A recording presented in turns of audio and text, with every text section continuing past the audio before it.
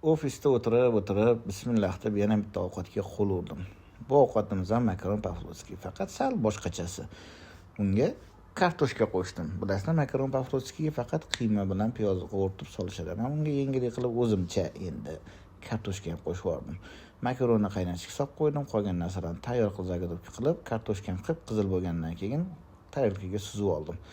Orada hamma narsani yana zagodovka qilib, piyozni qovurish boshladim.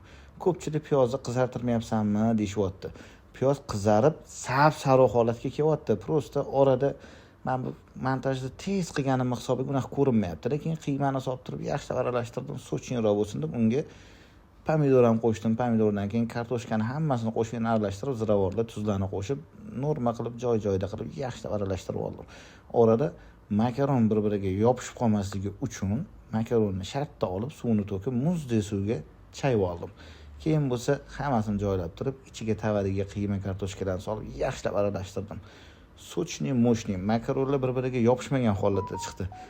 Jigarlar, bitta-bitta suzdim. Hammamizni mazza qilib yedik. Jigarlar osh bo'lsin, tavsiya qilaman. Tez va chiroyli pishadigan taom.